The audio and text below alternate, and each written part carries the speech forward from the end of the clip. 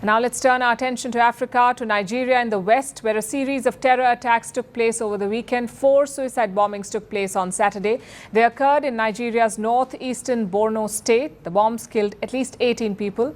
Many more are injured, and the whole region is now on alert. No one has claimed responsibility for the attacks yet, but the signs point to the most infamous terror group in the region, Boko Haram.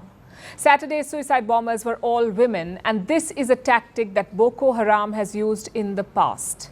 Here's our report. On Saturday, a wedding was taking place in Gwoza town. The town is located in northeastern Nigeria, in the Borno State. But in the middle of the festivities, a stranger walked in. A woman reportedly carrying a baby on her back.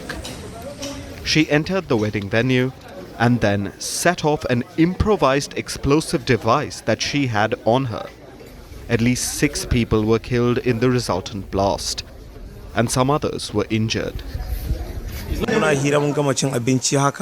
We were eating and having a conversation, while some other guests were praying for the couples, and then I heard a bomb, not knowing I was also a victim. I saw some of my friends on the ground. I tried my best to escape from the scene, and suddenly, I find myself in the hospital.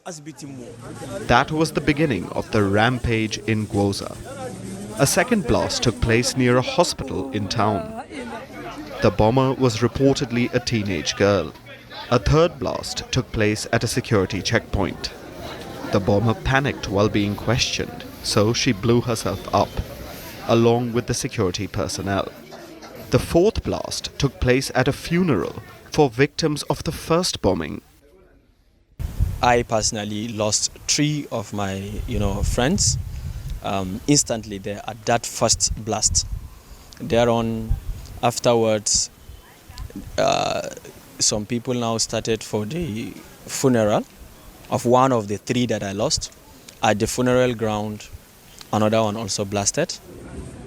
There were 4 suicide bombings in Gwoza on Saturday, leaving at least 18 people dead and dozens injured. 4 separate attacks took place, and it seems that more had been planned. 2 more suspected suicide bombers were arrested, and reports say that not less than 30 had descended upon the town. 30 suicide bombers, all of them women. It has put Gwoza on edge and raised a number of questions. The first is, who is behind these attacks? So far, no group has claimed responsibility. But it has all the hallmarks of Boko Haram. The terror group originated in the Borno State. They had taken over parts of it, including Gwoza, back in 2014. The group has been pushed back, but not eradicated. Boko Haram used its first female suicide bomber in June 2014, and soon it became a regular occurrence. Reports say that about half of Boko Haram's suicide bombers are women, and that no other group in history has used more women for suicide bombings. So all the signs point to Boko Haram. Now the second question is, what is Nigeria's government doing about this? President Bola Tinubu says that the attackers will pay a heavy price. He also called the suicide bombings a desperate act and said that it proves that the terrorists are under pressure, which is a convenient excuse for the security failure. Tinubu says that he would not allow Nigeria to slither into an era of fear, tears, sorrow and blood. But for the people of Gwoza, that era has already begun.